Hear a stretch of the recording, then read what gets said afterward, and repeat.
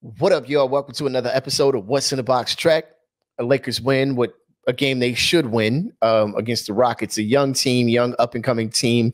No shade to any team. That's not what I do on this show. You can get all that goofy stuff y'all looking for on ESPN and with all these stupid shows. I just want to talk about basketball. And right now, if you're a Rockets fan and you're watching this, you know what it is, man. This is a young team, up-and-coming. There's even some injuries in there, but look, they played a very good game, although I don't really feel like this game was as close as it's probably going to be discussed. But, let's roll with it. So the Lakers win this game 132-140.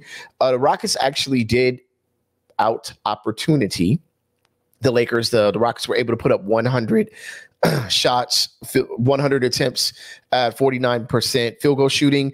I did read the Associated Press article on this, and they said that the Lakers played poor defense.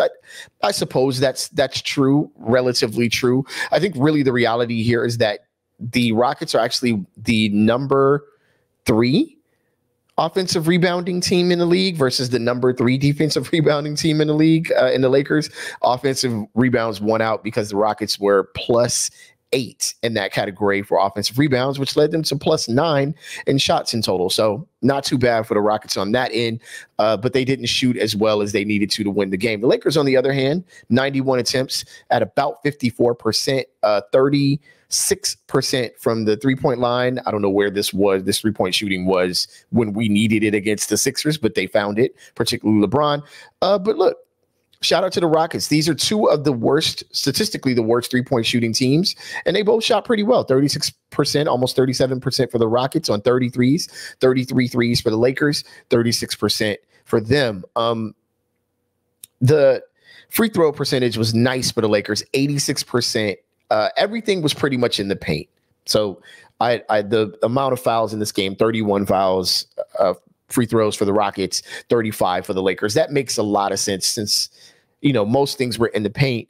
Man, the Rockets killed it in the paint. I know that's not great commentary, but they did a great job of just kind of beating secondary defenders. Look, Thomas Bryant's not really a shot blocker. Wenyen Gabriel's actually the better defender, but he doesn't have the size that Thomas Bryant has. Thomas Bryant doesn't get his feet set very well. He doesn't move his feet very well. He targets pretty well on block shots, but the Rockets took advantage of that real easily. So shout out to the Rockets on that one. Like I said, the offensive rebounding, Lakers were out rebounded, particularly on the offensive end, 17-9. When you look at second chance points, this was a good look for the Rockets. 21 second chance points, 15 for the Lakers. Not too bad in second chance points for the Lakers, to be honest with you, but the Rockets still outscored them there, keeping them in the game, especially on some really, really, really dope three-point shots, really solid three-point shooting on them, on their, to their benefit. Total turnovers, man. The Lakers set a record, only 2 turnovers the entire game. Russ and LeBron did not have any. Man, I wish that's a trend that they could keep up. On the other hand, the Rockets didn't turn the ball over very much either. 8 turnovers. My barometer, of course, is 3 turnovers a quarter. That's natural human error. About 12 turnovers a game is what I'm okay with. With that being said, man, if you watch this game, there was some luck in there for the Lakers in those turnovers, man. A lot of 50-50 balls just kind of randomly bounced their way. One in particular to LeBron where he almost threw it away close to the end of the game and it just bounced right back to him. So, there needed to be some luck there, but 2 turnovers is, you cannot ask for better than that. 0 turnovers is virtually impossible, right? Fast break points. This is where the game was different. And if you're a Rockets fan, this is where you lost the game. 27-7. The Lakers got out on the break, took advantage of some poor shooting in a lot of sets, long rebounds. It just basically took off in a sense. Points in the paint, 72 points in the paint for the Rockets, 60 for the Lakers. The Lakers normally outscore teams in the paint, so that's good for the Rockets. Big shout out to them for that accomplishment. Look, the overall summary of this game is it really wasn't as close as it started to look like it was. LeBron hit some difficult shots. You probably heard on the radio the Lakers needed 48 points from LeBron to win the game. Whatever that is, you're playing against a young team. They kind of played, I hate the phrase down to their competition, but this is the best phrase I can come up with in short term. But look, the reality is the Lakers, I gave you guys a doomsday stat last episode, right? The Lakers are now 9 of 15 versus the Western Conference. Now, in order to move up in the Western Conference, you got to beat teams in the conference. Now, to be fair, when the Lakers decided to spot the league, basically 10 losses, 8 of those losses were against the Western Conference. So, they've been much better ever since, right? But this is the reality. You can't lose to official sub 500 teams. Like, I don't consider if the Warriors were to fall below 500, I don't consider them an official sub 500 team, nor do I consider the Clippers, if they were ever to fall below 500 again, they wouldn't be an official sub 500 team. I don't even think the Jazz are really there, if I'm being 100% honest with you. But official sub 500 teams to me are teams like OKC, Portland, the Rockets, San Antonio.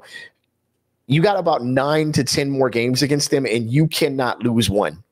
At this point, you've done too much messing around. The Lakers cannot lose one game against those remaining teams. Yes, you play Portland at home.